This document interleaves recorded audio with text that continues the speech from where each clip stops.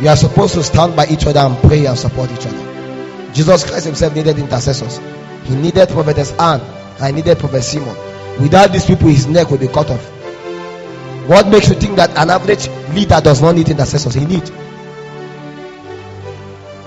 But how can you intercede on behalf of others if you don't intercede for yourself? A man that cannot pray for himself, how can he pray for others?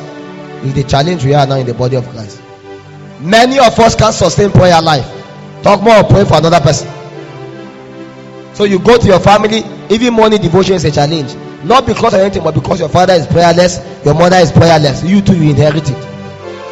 And nobody can arose and say, no, I will change it. Because the Bible says, while men slept, the enemy planted tears. I told you, if the devil used to attack you by 3 o'clock, wake up 3 o'clock, sleep all the time. 3 o'clock, wake up, wait for the devil. I assure you, as long as you do not sleep, he cannot attack. Devil always attack when men are sleeping. That is why many more times devil will strategize. He will ensure it's when your prayer life is down that he attacks you. He will give you many reasons to stop praying a little bit. As you stop praying a little bit, he will now attack you. That's why a lot of time before the devil come and kill anybody in your family, he will wait when you stop praying. That 1 week that you stop praying is a dangerous time. We already possess something. It says spiritual vacation is very dangerous. It was when men were going for war that David was at home. As he was at home, he crossed his leg, he was drinking Jevita. He now saw a naked woman and he desired her. If he was in the battlefield, his eyes will never see a naked woman.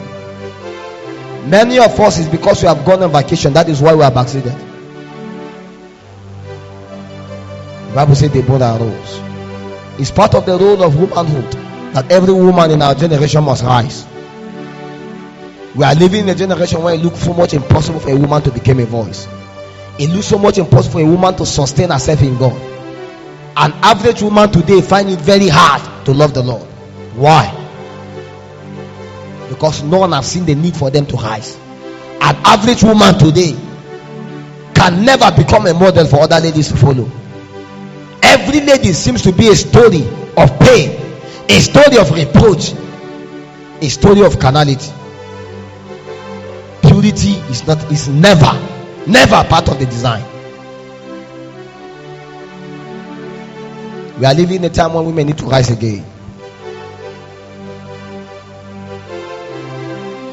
Without the rising of Deborah, governors would have been dead. Because she said her heart was towards the governors. While she rose, she began to intercede for the governors. She began to intercede for the leaders. As she began to pray for them, it was evident, the Bible said, that they could not go for war except they consult her. There was a governor in the land, but the governor himself had to have Deborah as a special advisor. He could never do something until he consulted her. The Bible says even the chief of army staff can never go for war until he consult Deborah. Until he consult Deborah before he can go for war. But mind you, was there women in the land as of that time? There were so many women. But the Bible speaks about the office of motherhood. How that the ability for somebody to be able to keep, to guard, and to nurture was not there. And we speak about nursing. What is nursing? What do you think is nursing? Nursing is caring, right? Nursing means caring. It's more like a mother. It's more like an office in motherhood. Your ability to be able to care, to tender. You are more like a doctor, ensuring that something is put in good shape of health. Even when you speak about midwife, a midwife is actually, whether a midwife or a mid husband, is still somebody that helps to guide, to ensure that a child is delivered. So either ways, it's a dangerous preoccupation. How that whatsoever you do is detrimental to the lives of men. That if you are not careful, destiny can be aborted. The promises of the lives of men can be aborted.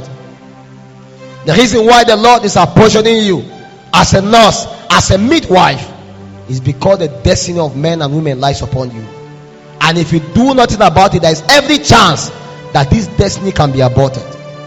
Only God knows how many children have died in the hands of midwives. Only God knows how many people have died in the hands of doctors. And yet they give you the name and nobody will charge them. You kill them. They are not a midwife. Have you delivered a child before? You have not. Please don't kill our children. Many people have killed children.